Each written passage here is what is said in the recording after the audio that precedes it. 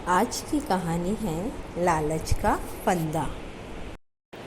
बहुत समय की बात है, एक नाई था। वह अपनी पत्नी के साथ एक छोटे से घर में रहता था। वह राजा का नाई था। राजा नाई को जो वेतन देता था उससे उसकी गृहस्थी चलती थी, पर नाई को संतोष न था। वह जल्दी धनी होने का सोचता था। वह चाहता था कि उसकी पत्नी धनी स्त्रियों के समान रहे। वह अपनी पत्नी से कहता था कि जितना हो सके पैसा बचाओ। दोनों पैसा जोड़ने लगे। पैसा जोड़कर सोने के गहने खरीद लाता, पर नाई को संतोष न था। एक दिन वह शाम के समय घूमने निकला। चलते चलते वे एक जंगल में पेड़ के नीचे बैठ गया और सोना पाने के सपने देखने लगा। तभी उसे एक आवाज़ सुनाई दी। क्या तुम धनी होना चाहते हो? क्या तुम्हें सोना चाहिए?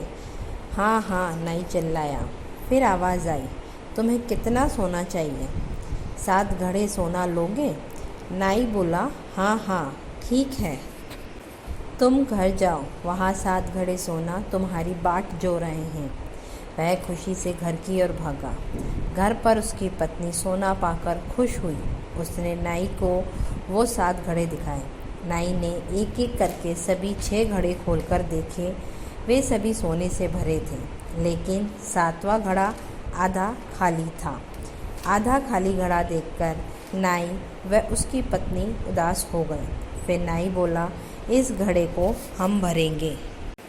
नाई ने कहा, तुम्हारे सोने को पिघलाकर हम इस घड़े को भर सकते हैं। नाई सोने को पिघलाकर उस घड़े में डालता है, लेकिन वह तो अभी भी खाली है। हम दोनों भूखे रहकर पैसा जोड़ने लगे और सोना खरीदकर उसमें भरने लगे, लेकिन वह घड़ा भरने का नाम ही नहीं ले रहा था। धीरे धीरे नाई कमज़ोर और बीमार रहने लगा। जब यह बात राजा को पता चली तो राजा ने कहा, कहीं वह 7 घड़ों वाली बात तो नहीं? नाई आश्चर्यचकित रह गया।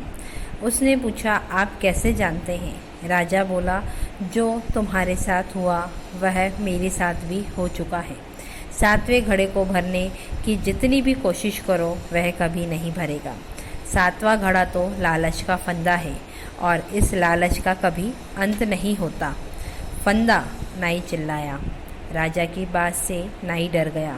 वह दौड़कर जंगल में वृक्ष के पास जाकर आवाज़ लगाई, अपने 7 घड़े वापस ले लो, मुझे नहीं चाहिए। पेड़ बोला, ठीक है, मैं ले लूँगा। जब नाई घर गया तो उसने अपने घर में जाकर देखा कि सभी घड़े गायब थे। कटौती करके जो सोना बचाया था वह भी चला गया, पर दोनों खुश थे कि वे लालच के फंदे से छूट गए थे।